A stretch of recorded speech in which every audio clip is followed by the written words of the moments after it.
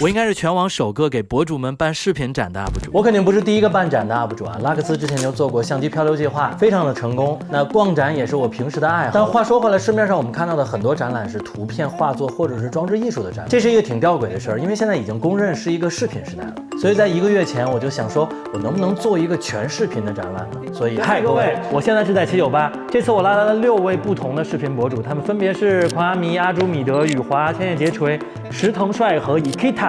那他们有的是 vlogger， 有的是视频摄影师，我们在一起举办了一场关于视频的展览。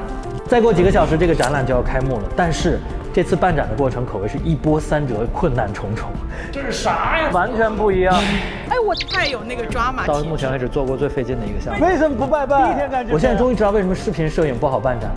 所以欢迎来到这一期的清谈人生。我们这一期的计划叫为视频博主办一场展。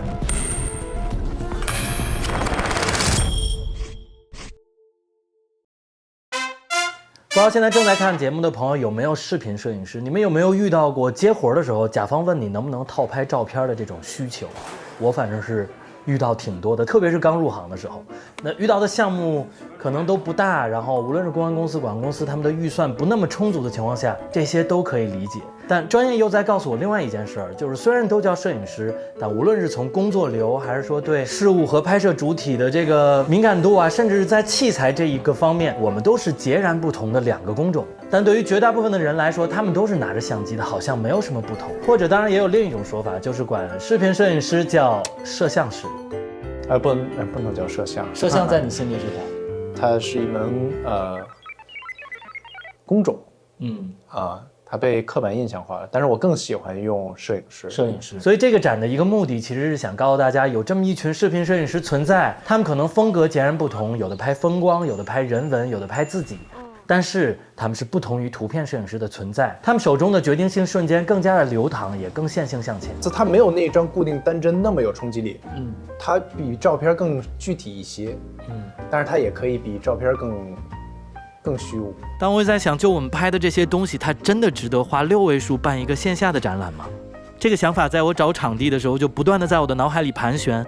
但当周洋介绍给我这个空间，遇到了这个空间的主理人，也是策展人西格老师的时候，他打消了我这个顾虑。要展出的艺术，这件事儿有点太大了，特别是艺术2个字很造词。像是摄影刚发明的时候，那画画的人也会觉得这不是艺术。所以各行各业。因为音乐里边也有这种鄙视链，然后纯艺术里边可能也有。我在此引用一句吴冠中老先生的话，就说知识分子的天职就是打破偏见。大卫霍克尼也说，艺术就是有关分享，别用这种成见去反向的束缚自己，你根本就不需要知道什么是艺术。西格老师的话让我们有了些底气，虽然他的场地只有100多平米，有一点小。我们还是当即决定。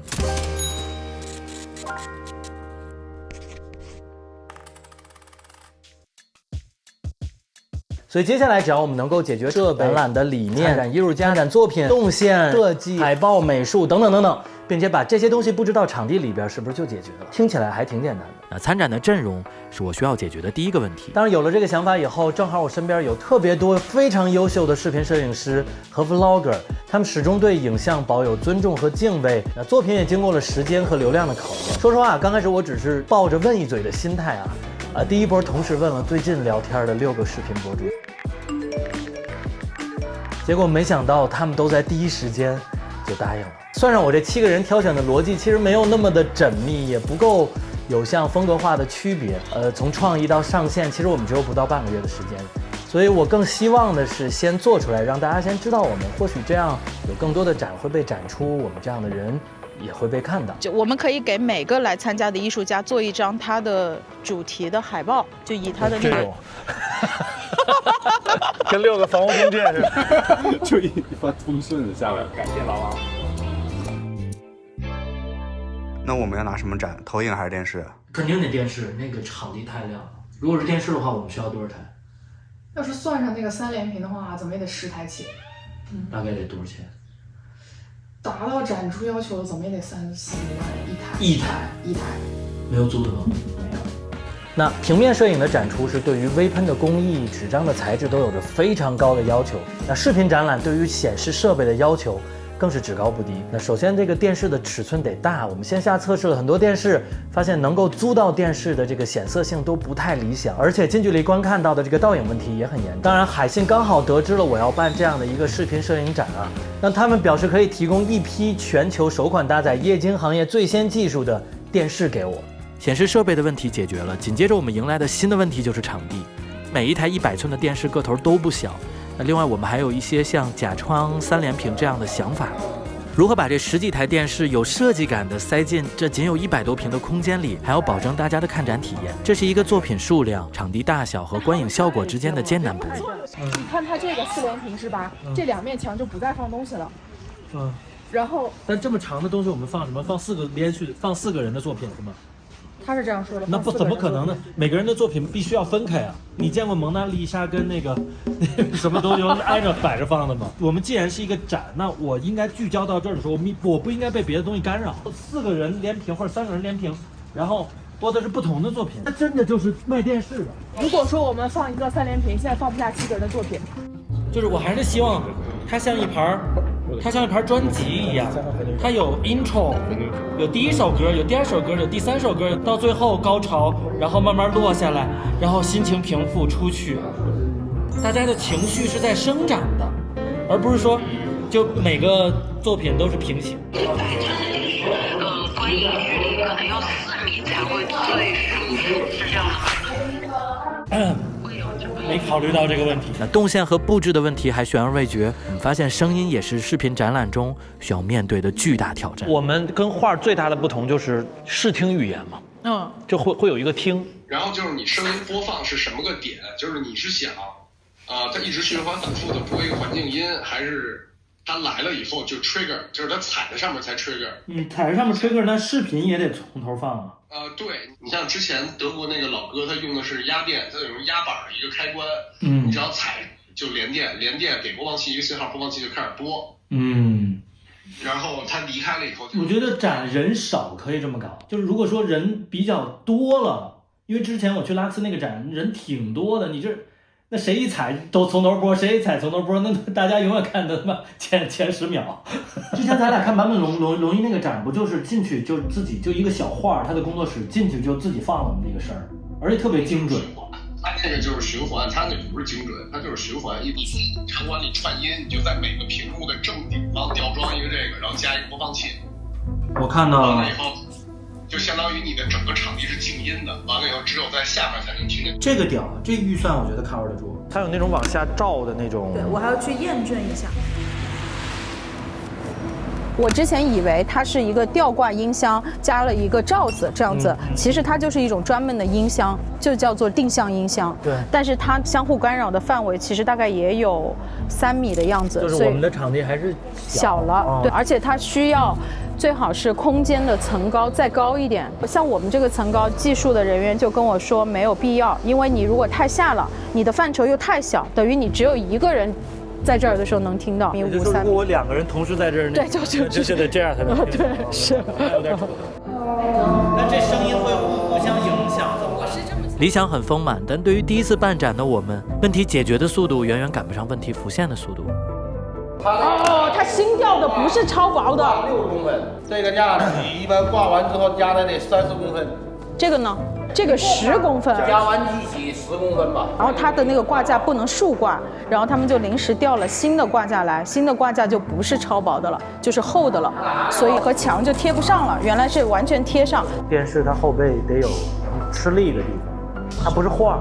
今天那个美术他收了2000块，他不能过来帮我们再弄，就急活干得这么丑，好意思收钱吗？这个我裁废了，因为这个板首先是把上面的那个原来的漆全部去掉。但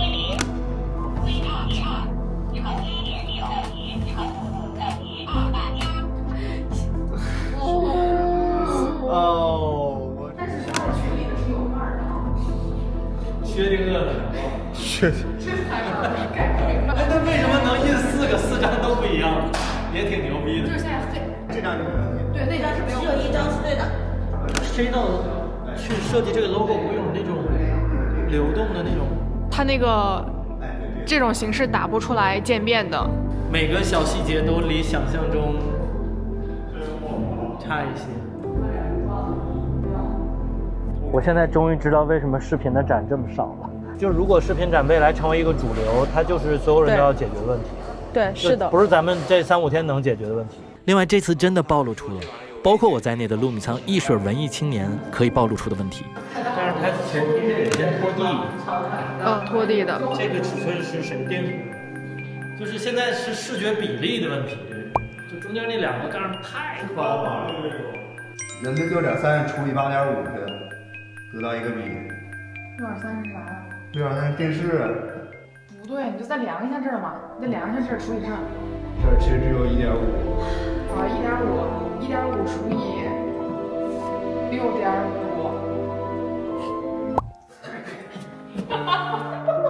1171371厘米，算完了，把这个给他吧。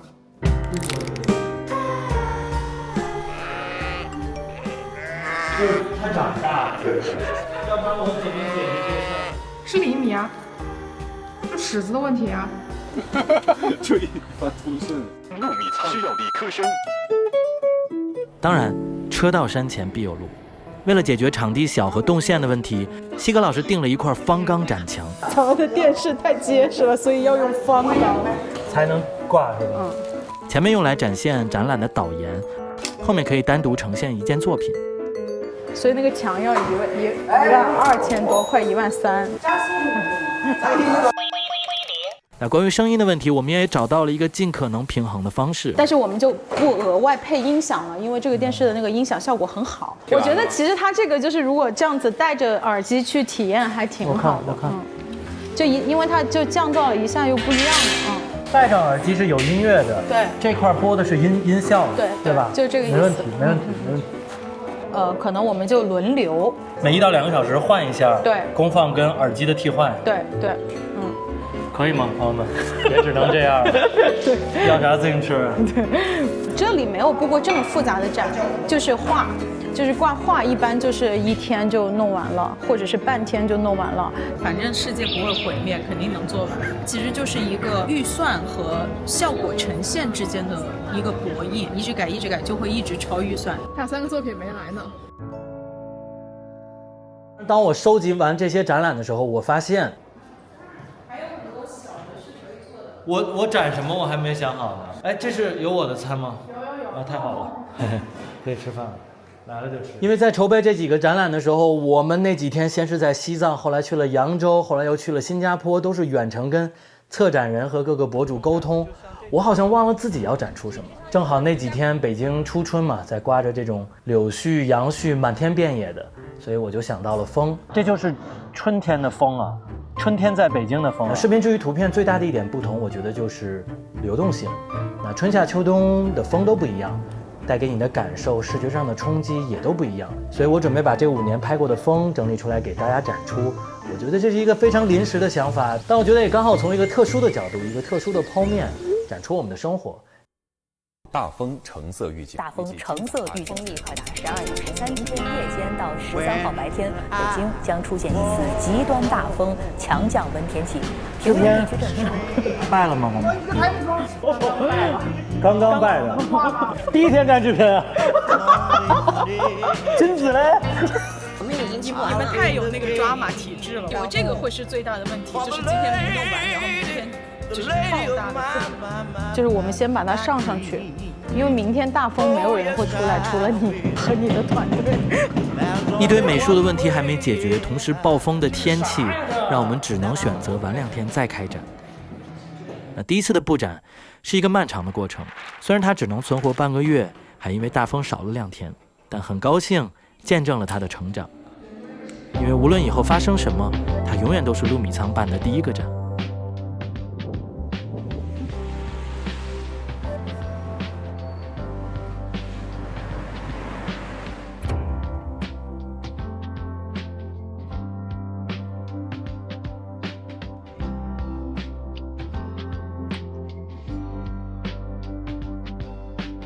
那也强烈建议观众朋友们有机会的话，一定要到现场来感受一下。那对于这个展览，我觉得更像是一张专辑一样。所以我们把6个我们所谓的艺术家啊，或者说摄影师的的展览放在了不同的位置。那每一块屏幕我们都设置了一些好玩的装置，能够契合的这个展。那第一个展览是雨华的《大不了在海里躺平》。如其名，大不了在海里躺平。当然，这并非一件轻而易举的事情。有些人没有浮起来的本领，有些人没有停下来的决心，而我选择在热气腾腾的日子里虚度光阴。那第二个展览是阿朱米德的《对流》。这是我在去阿斯托利亚拍摄美国县城时记录下的一些画面：河流下的大桥，在海边搁浅的大船，雨林中的小木屋，一动不动的小花和干枯的树枝。当我把这些画面用正向的时间流动和反向的时间流动叠化在一起的时候，居然形成了一种有趣的节奏感。于是我把这件作品取名为《对流》。可能这个看起来有点莫名其妙，当你看到它的时候，你也不知道它想要表达什么。就是我也是这种感觉。而且里面的那种叠化模糊的视觉效果，甚至会让你看起来有一些难受。但是可能正是因为是这样，我觉得还挺有意思的。那第三个展览是狂阿弥的《等待一张照片的时间》。对我来说，即时显影是最快的摄影，也是最慢的摄影。按下快门，很快就能把瞬间变成可以捏在手里的真实。但要把它变成可以在网络上分享的真实世界的虚拟备份，需要扫描、裁切，进行一次转化。这个作品就是呈现出一张照片诞生的过程。在按下快门以后，立刻放入扫描仪，就能扫出不同灰度的影像，好像记录了时间的颜色。这个瞬间也是流动的。从认识自然、构建秩序、产生人的自我意识到消亡，是人类的命运，也是一张即时显影照片诞生的始末。那阿明的作品我们做了个宝丽来的框外，还有一个供大家互动的照片板，现在它已经生长成了这个样子。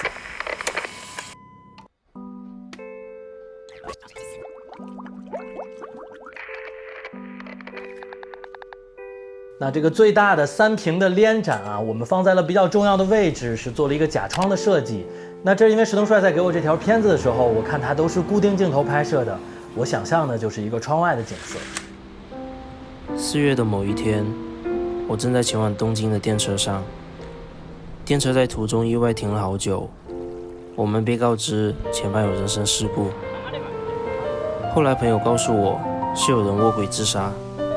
这在日本很常见，尤其是在春天。我依旧清晰地记得，那天在电车上等待途中，透过车窗能看到随着温柔的春风，缓缓飘落的樱花雪。它们美丽却脆弱。那第6个是千叶结锤的第9拍。3分钟不够一片雪花从山顶飘落谷底，但却能让滑行与山谷产生某种默契。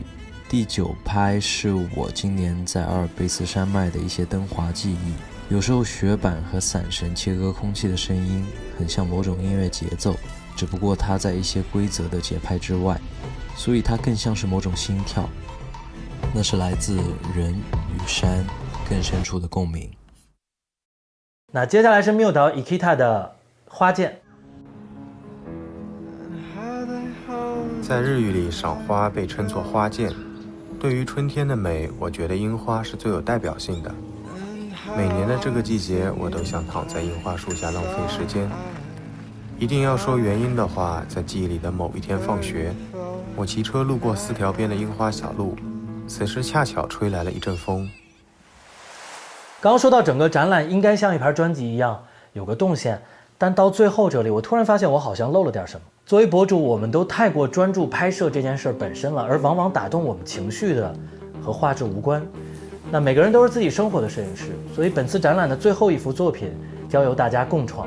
我们收集了一些普通用户发布的动人瞬间，在原作者授权的情况下展出，所以在这里也呼吁大家为我们投稿。在这条视频播出以后呢，我们还会有4、5天的展览时间，所以如果你也有想展出的画面，可以投到下面这个邮箱，那我们也会在筛选以后放到这块屏幕上。那这次办展和之前给3顿半出专辑一样啊，对我来说是一个非常全新的体验，所以也存在非常多的遗憾和问题，希望大家多多包涵。那多亏了朋友们的帮衬，才能平稳落地。当然，最需要感谢的还是大家，有很多观众朋友们在现场写的留言，我都有看到，真的很开心自己的影像能够陪伴大家度过一些时刻。或许这就是视频的意义，也是我们想要办这个展的初心，用流动的瞬间去打败时间。那视频最后我想说，那视频是这代人的日记，是家书，所以我更希望这次的展览是一次抛砖引玉，希望大家看完以后能有一点点的启发。那我们的展览会一直持续到5月5号，五一假期这几天我也会不定期的出现在北京的现场，和大家见面，给大家做咖啡。一直没有公开售卖的陆米仓的周边也会有一定量的供应，非常欢迎大家的光临。